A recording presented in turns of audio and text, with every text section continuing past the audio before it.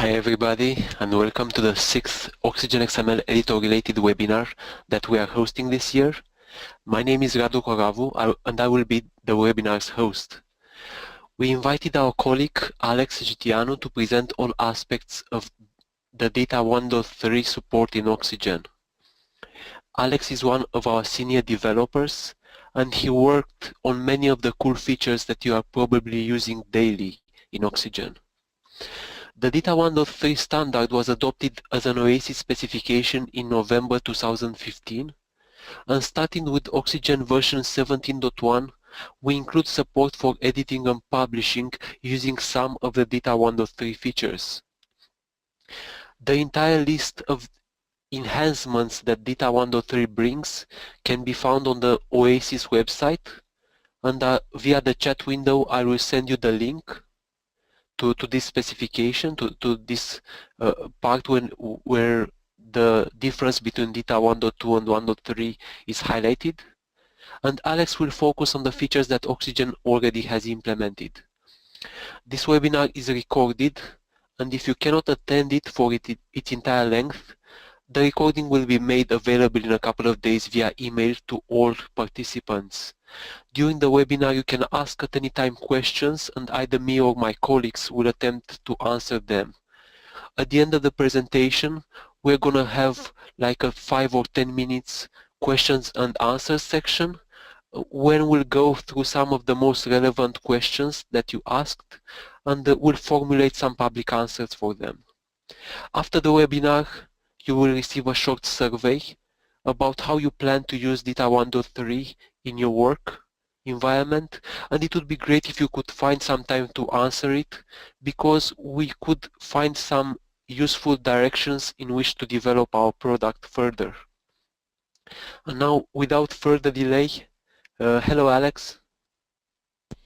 Hello everyone, welcome. Thank you all for attending this webinar. Before we begin, let's take a quick look at today's agenda. Keyscopes and branch filtering are two great features in DITA 1.3, so it makes sense to start this presentation by focusing on them.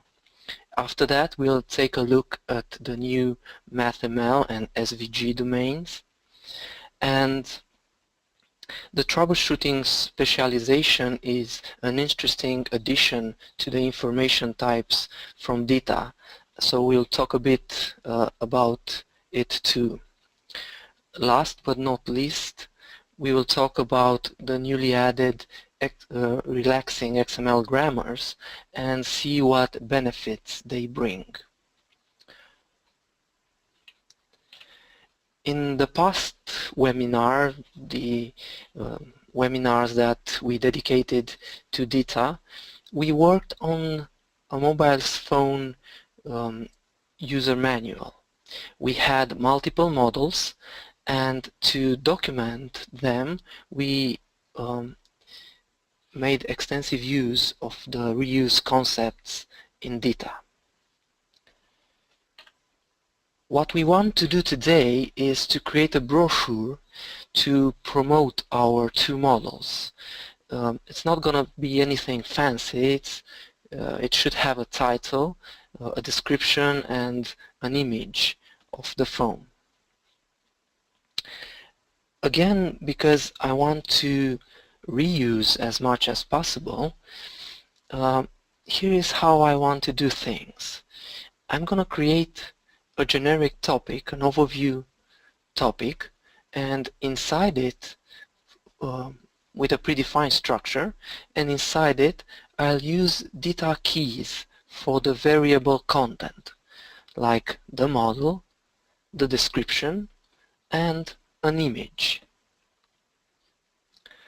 Now, the challenge is that I want to refer this topic twice in the same map, and I want the keys from the topic to map to different values in each instance of that topic, in each reference.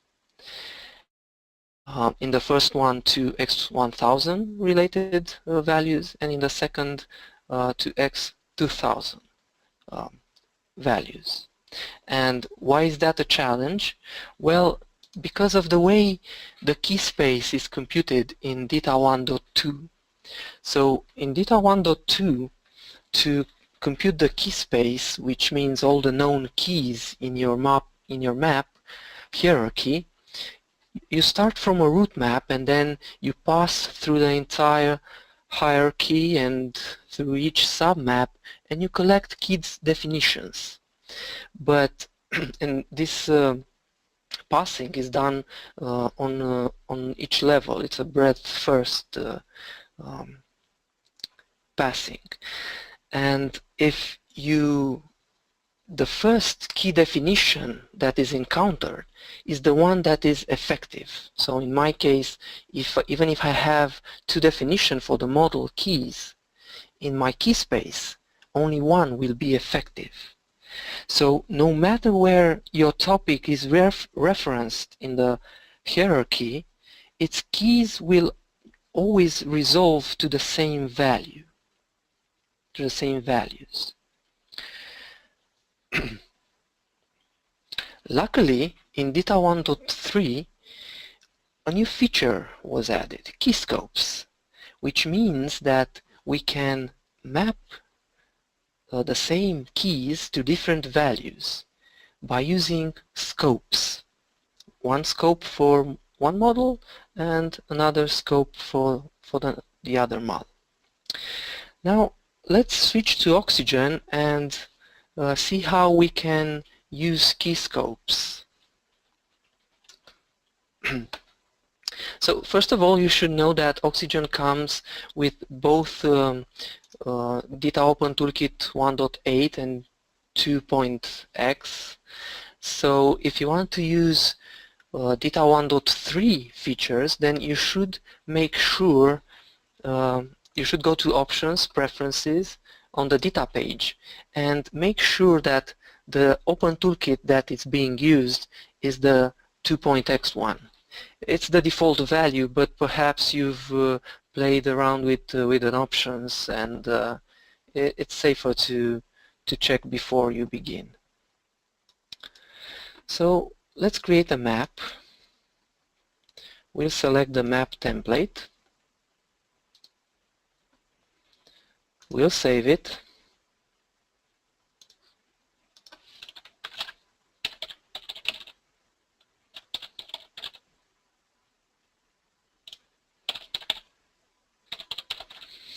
And let's also edit its properties and give it a better name.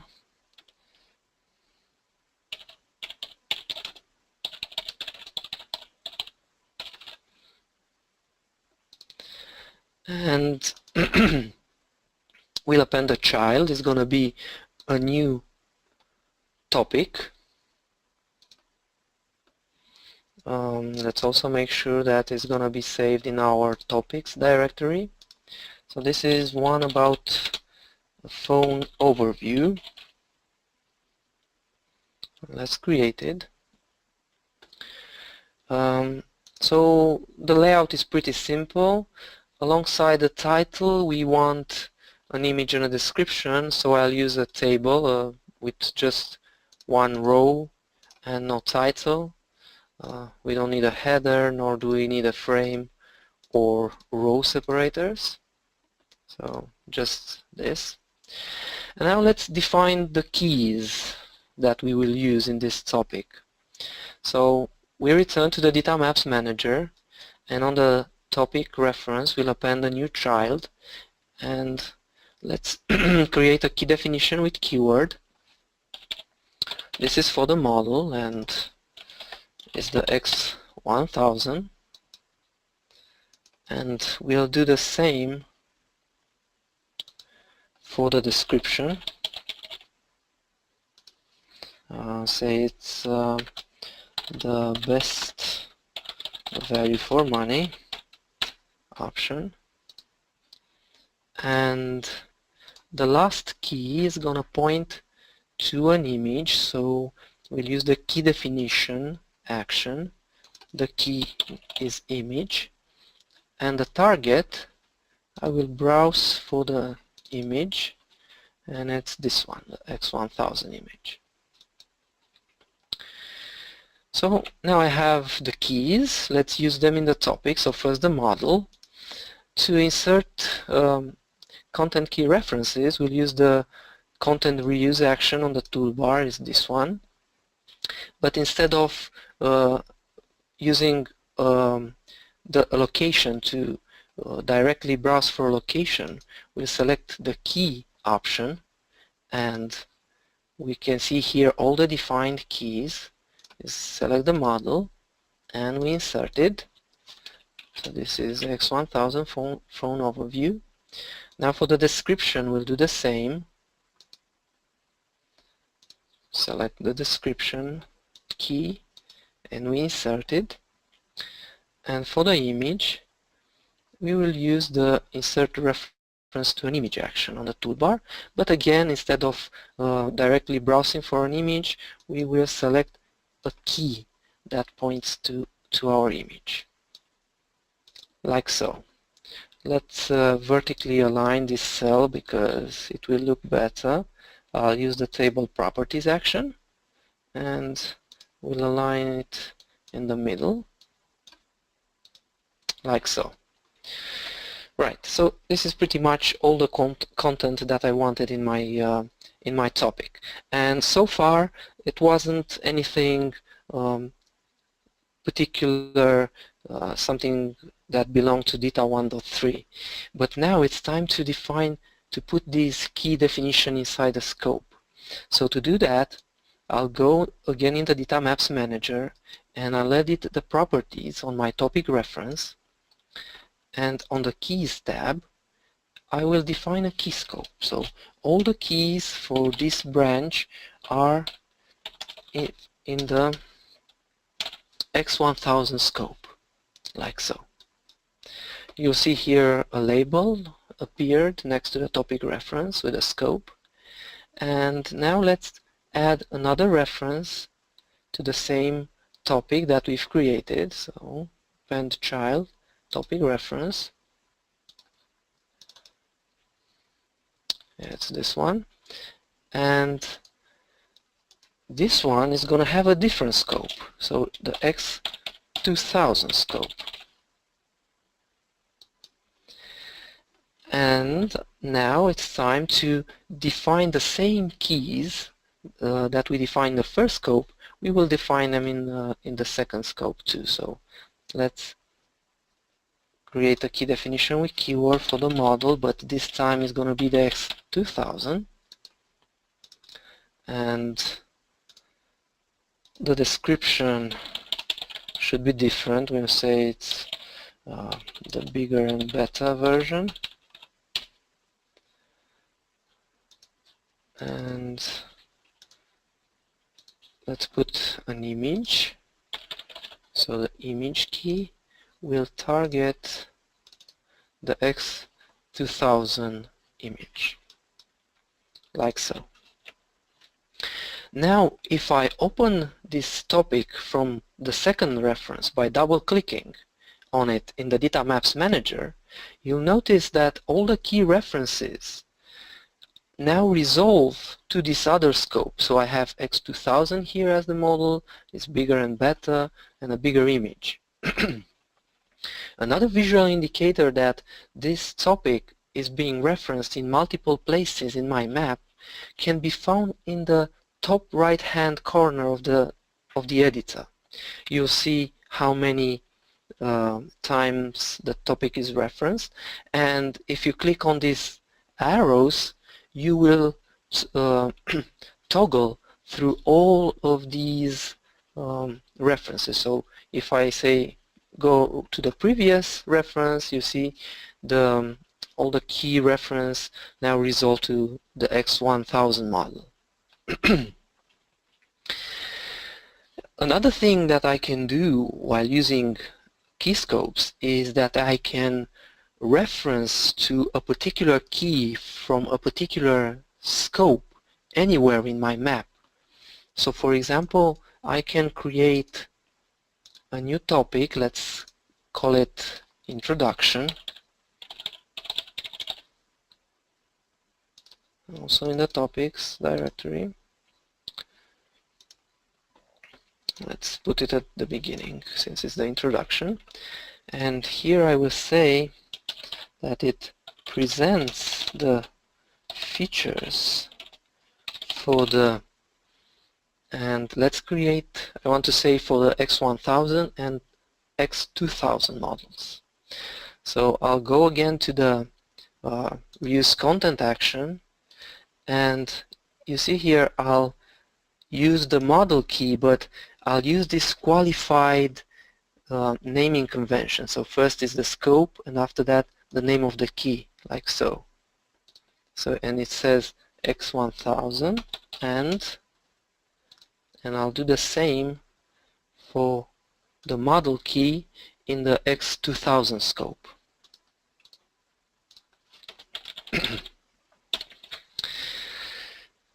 And this is pretty much what I wanted in my brochure so far, but let's see if how these keys handle in the published output. So in Oxygen they are resolved correctly in each scope, but let's see if everything works okay in the published output. So to do that, I will publish my map, let's say into PDF.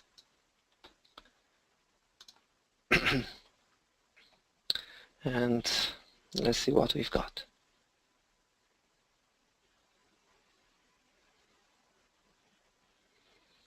Okay. So the introduction and both phone models appear, and now it's the X1000 with the picture and the description, and the X2000 with the proper image and description. So the publishing worked as it should. The keys were resolved correctly and according to their key scope. Let's close this. Now, we've used key scopes to solve our problem, and that's great, but that brings another level of complexity into our content. And we have to make sure that our maps remain valid and complete. And for example, to give you an example of what could go wrong, let's say that I want to add next to the description also some key features. I look at this topic and I see that there are keys used for the description and phone model and so on. So I decide I will use a key for the features, for these features too. So I go here next to the these other keys, and I create a new key definition. It's going to be the features, and this one has an IPS screen perhaps, and I insert it, and after that I add a reference, a content key reference, by using that features key, and it says IPS screen, and perhaps now I think that everything is okay and I'm done with the map. But in fact it isn't, because I forgot to define this features key in my second scope, this one. And if I open the topic from the second scope, I'll see this error message that says that the key definition feature was not found in the current scope.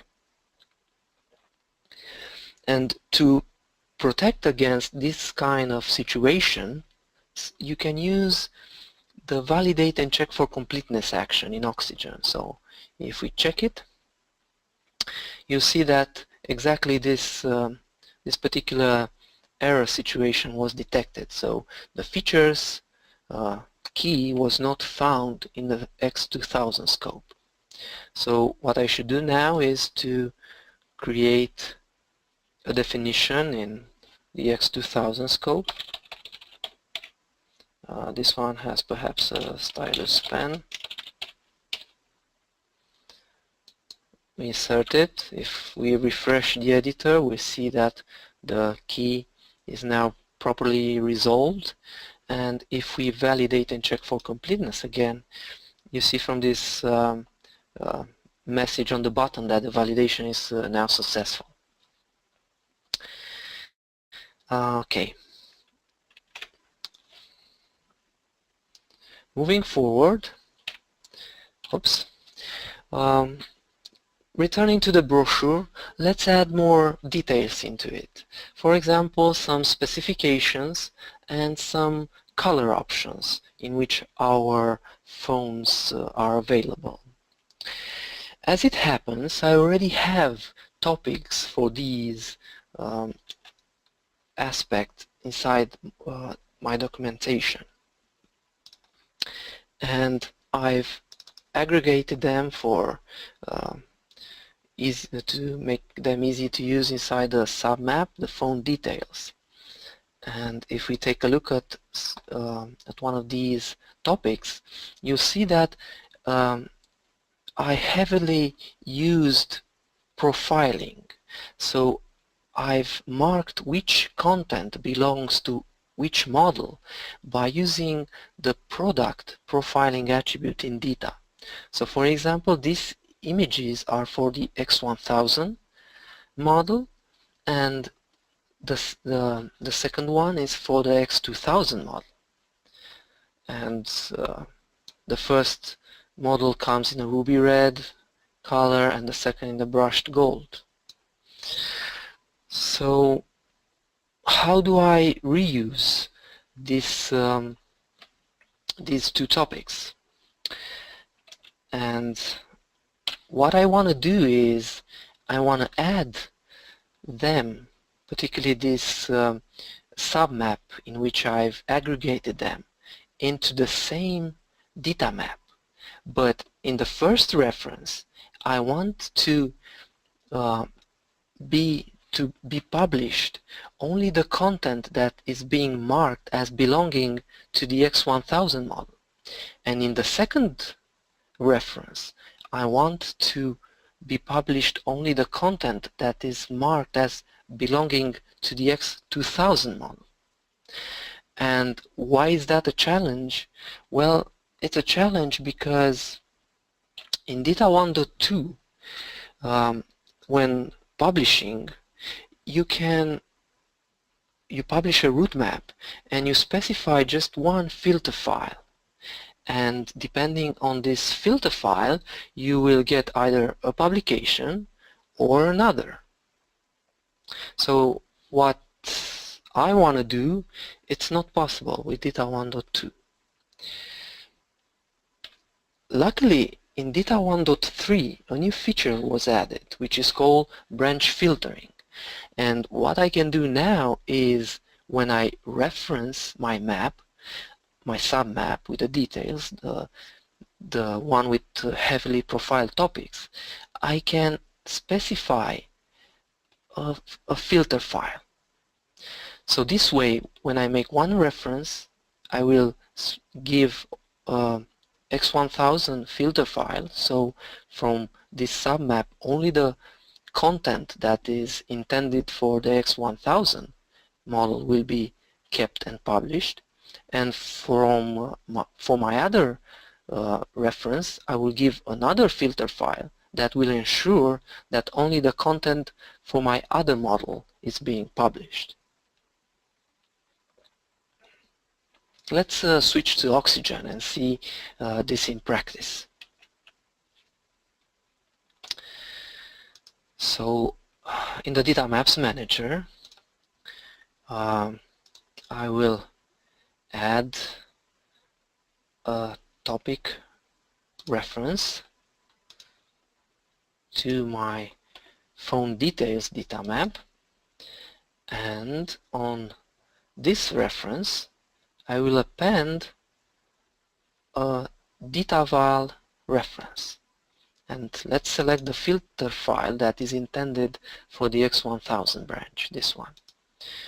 We can also take a look at this filter file. You see that it says that it should exclude everything that is profiled with a product attribute as belonging only to the X2000 model. And let's do the same for my other branch. We'll append a topic reference and to the phone details data map, and on it a data val reference to the other filter file. Now let's save and let's publish to PDF again and see if our brochure contains the proper content for each phone model.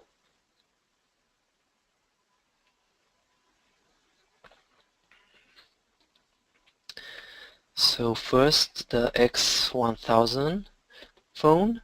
You see it has a smaller screen, a 4-inch screen, which is correct. We see the ruby red color option, which is again correct. And for the X2000, we see that it has a bigger screen, a 5-inch screen, and we see the picture with the brushed gold variant. So the filtering worked just as I wanted. On each branch, the correct content was kept.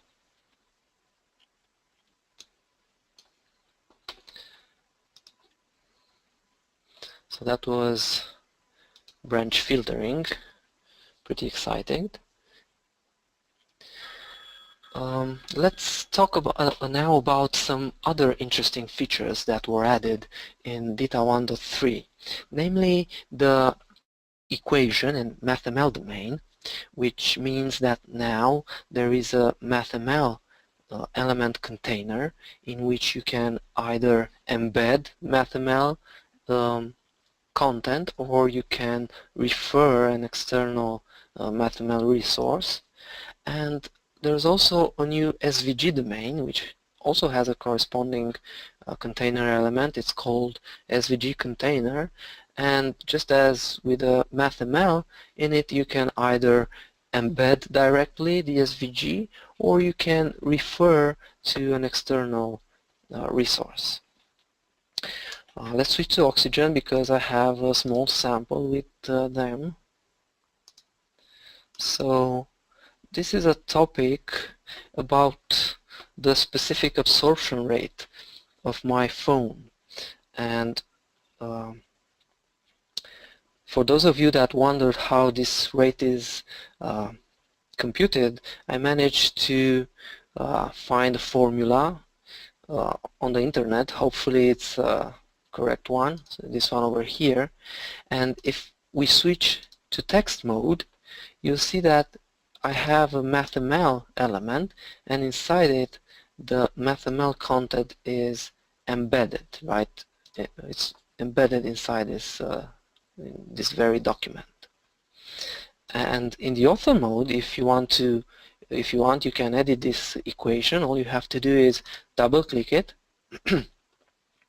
and if you have a MathFlow license, then you can configure Oxygen to open the MathFlow editor, which is exactly what I did. And if you don't have a MathFlow license, then Oxygen will offer you another editor, one that is based on JEuclid for rendering. And after you edit the equation, the document will be updated. And a little lower, I have an SVG image that depicts how the phone emits radiation and how it can affect you. And if we switch to text mode, you'll notice the SVG container element, and again I've embedded the SVG directly here in the document.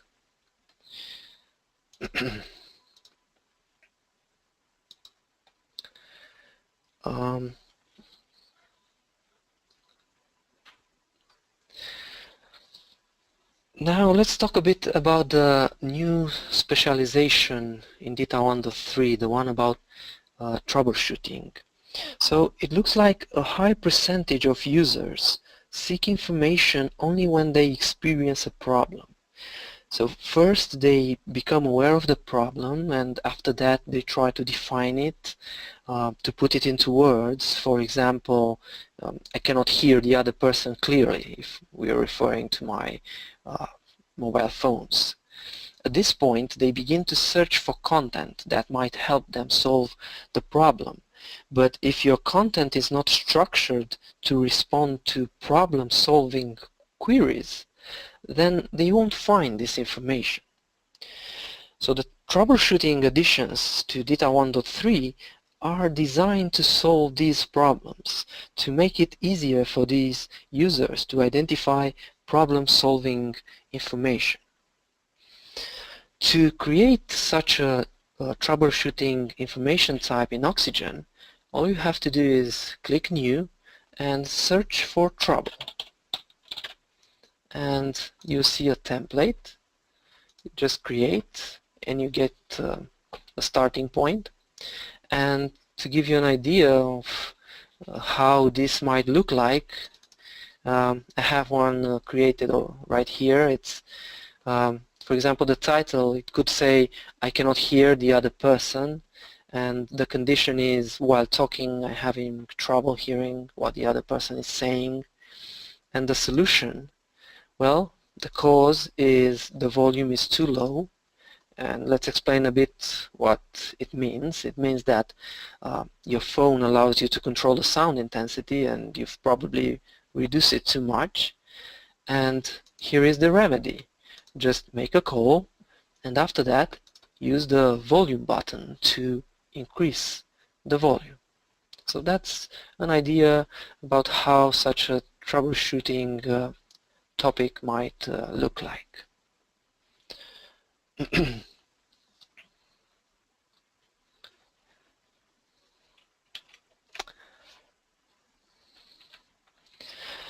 Since the beginning, DITA was based on DTDs, but now, starting with the 1.3 release, relaxing schemas are available too.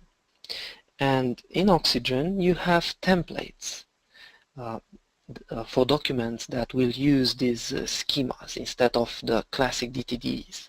So if you go again to Oxygen, in the new dialog, and you search for topic and relax, you notice templates that have the relaxing name next to them, and let's create one, see what it's different. So if you switch to text mode, you'll see that you don't have the classic doc type declaration at the beginning, but this you have some processing instructions that refer the relaxing schemas. And although from a user's point of view, it should be pretty transparent if you are using, if your topics are use DTDs or relaxing, the presence of the relaxing schemas bring another interesting benefit.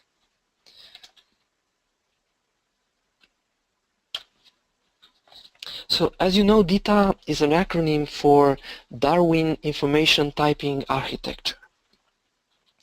Why the Darwin part? Well, because two core principles in DITA are those of specialization and inheritance, which are in some way analogous to the Charles Darwin's concepts of evolutionary adaptation. Just as the finch that Darwin observed in the Galapagos Islands has adapted its beak according to its diet, so has DITA specialized its domains and its information types.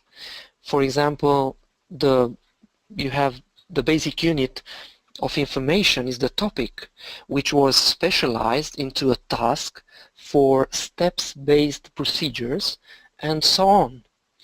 the task is still a topic at its core and will be treated as such if no other specialized treatment is put into place.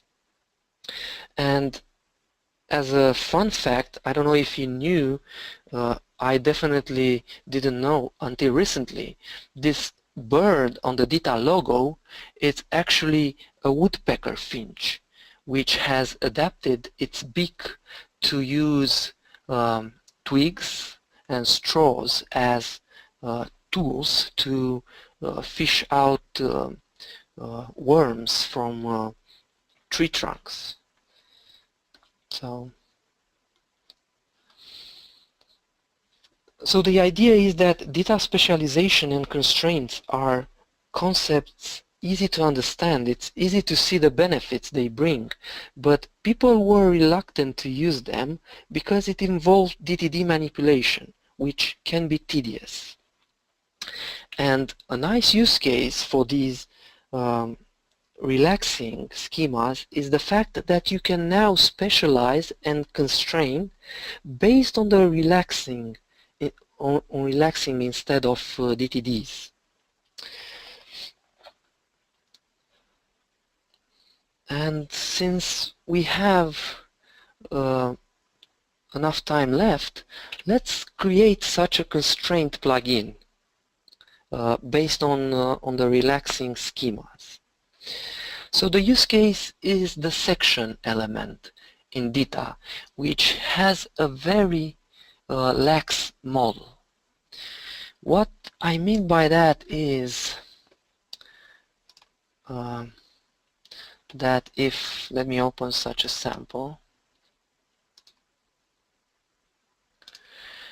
that inside the section I can type text and I can insert inline elements from the highlight domains directly.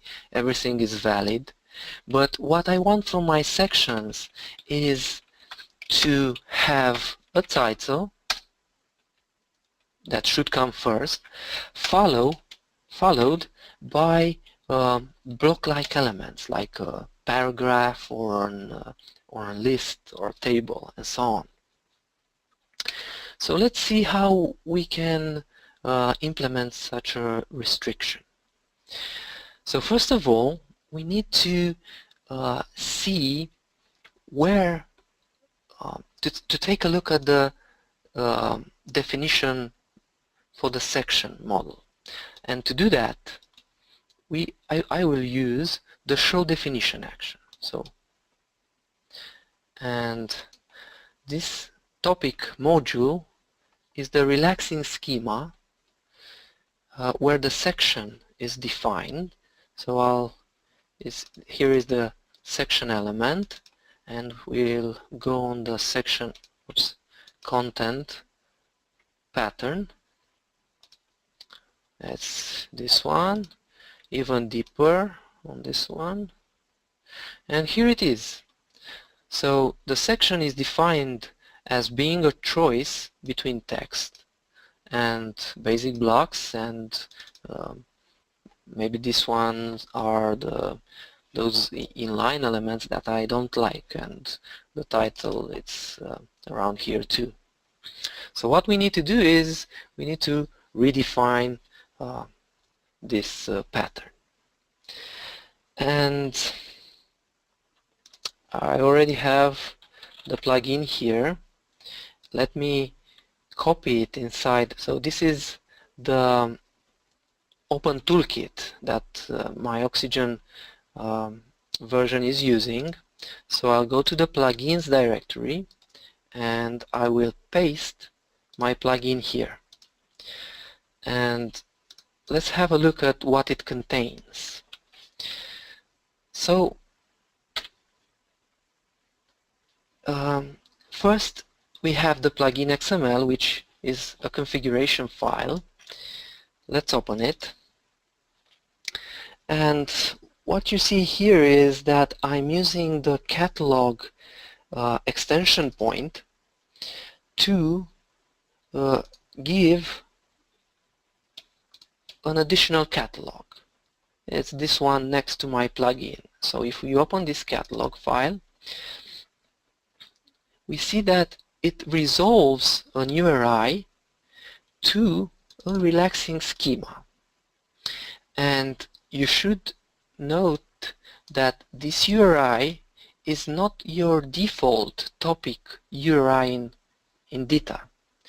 And that's as it should be, because what I'm doing now is I'm creating a different kind of topic. This is no longer the default topic in DITA. So I should also use a different URI. So let me copy this URI. It says COM oxygen section fixes, and I'll use this URI instead of the default, like so. Now,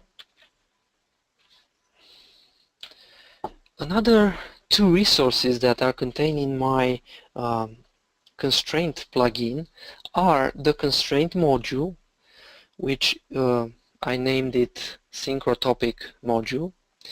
And when I created this, I basically copied another constraint module that was available inside the Open Toolkit. And let's take a look at it. It's here, doc types, relaxing, and it's this one. And again, you should note that I'm using, it has this new URI, and what I do here is I include the default topic module, and I'm redefining the section content pattern. And I redefine it as such. I want it to have a title followed by 0 or more block-like elements, or like paragraphs or tables and so on.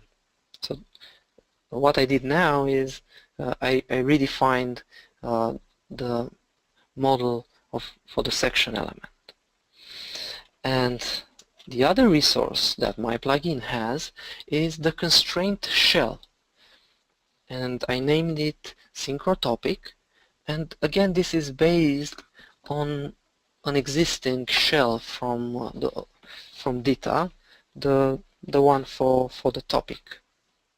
And let's take a look at the shell too. So it uses the same URI, and you should notice that it includes a number of modules, and instead of including the default topic modules, it includes this new module that I've created and you've previously seen. So this is all that the plugin contains, and the next step is to integrate it. How we do that? Well, on the DITA you have to run the integrator, and we can do that from the DITA Maps Manager. We have a scenario for it. It's called Run DITA Open Toolkit Integrator. You can also run it from a command line, but it's easier for me to do it from here, so let's run it. So apparently the integration was successful, and let's see how our section behaves now. So let's validate to make sure the new schemas are loaded. And now in the section, if I write some text, you'll notice on the bottom a message that says text is not allowed here. I expect a title element. Again, if I invoke content completion, you see that it offers me just the title, because that's the required first element. And after the title, I'll get choices like proposals like paragraph or table, so no only the block level elements, just like I intended to.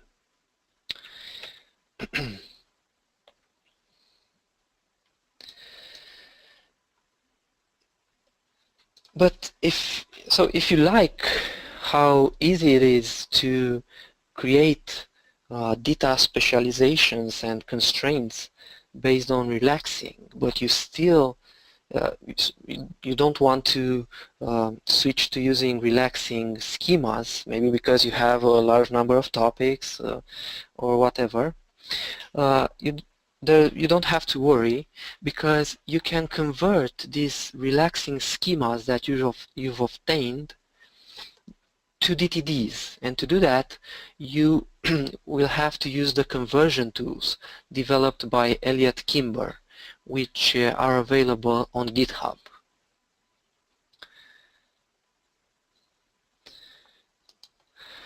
And with that, I think I've talked about all the topics on the agenda.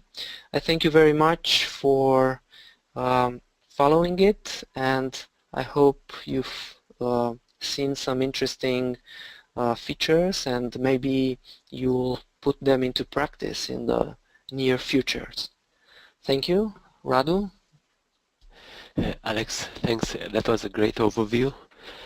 And just to mention that besides using specializations to restrict content model of data elements, Oxygen also has a special XML configuration file. So at the data framework level, you can define a small XML and state about the same characteristics for an element. For example, state that for a section you only want block elements inside. So this is something which is not related to the specializations. The DTDs are still the base one, but it's another layer which can be added at application level, so that you're editing with a more restrained content model for the data vocabulary.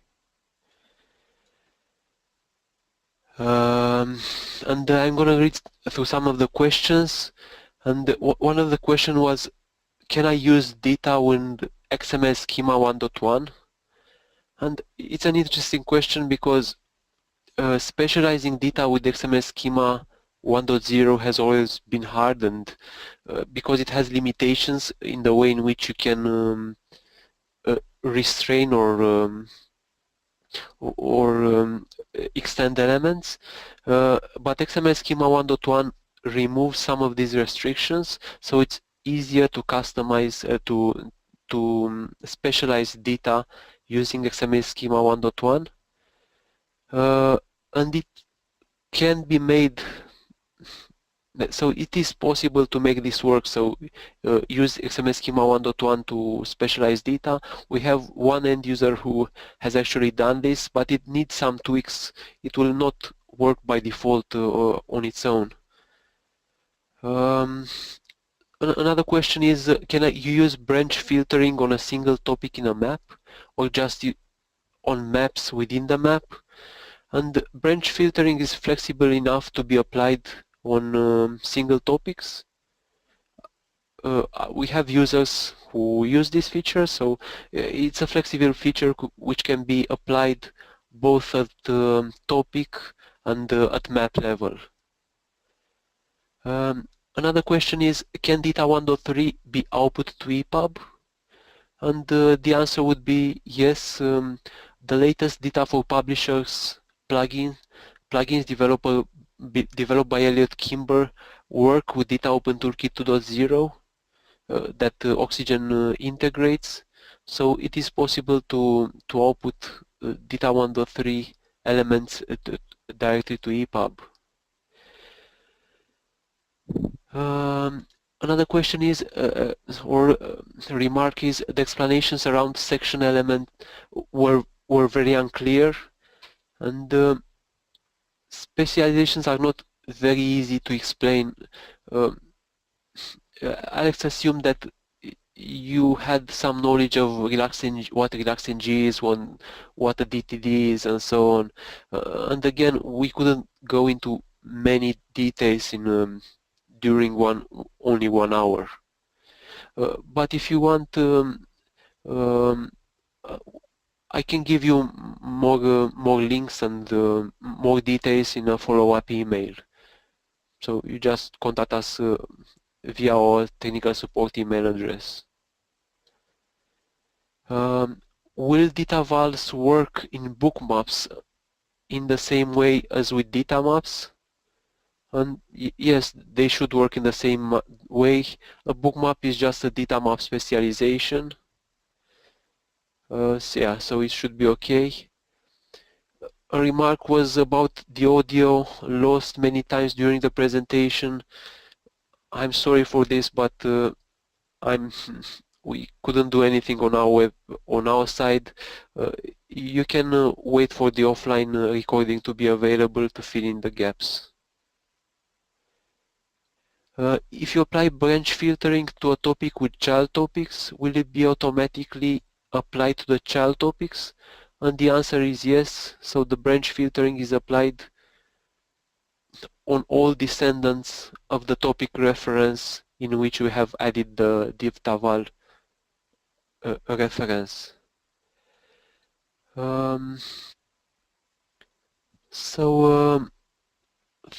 Thanks again, Alex, for having this overview. We plan to have more webinars this year. They are not yet available on our events program page that I'm sending you via the chat window, but they will be in a short time. Besides more webinars that we will advertise to you later,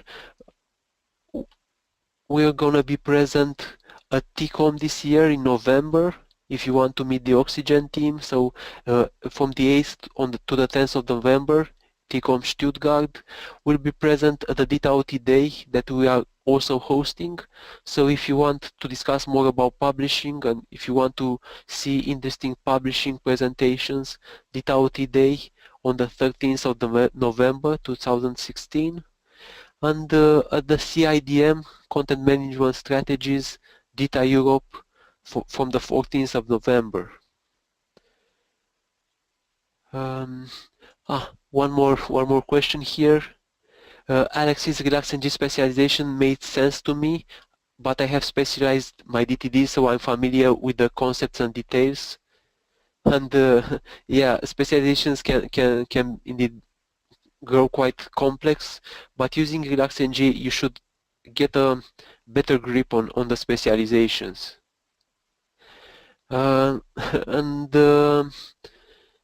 a thank you from another one of our users. Thanks a lot for listening. Alex, do you have anything else to add? Well, just to thank you again for coming, and like you said, I just want to remind you to poll our events page, because we will post quite a few more webinars. We'll basically have at least one each month. So, yes. And don't forget to fill the survey that you will receive afterwards. It helps us get some general idea about in what directions you want Oxygen to develop, because you are driving Oxygen's development as much as we do. Your interests and the way in which you're writing content, and yeah, it would really help. And thanks a lot for attending, and see you next time. See you at the next webinar. See you. Goodbye.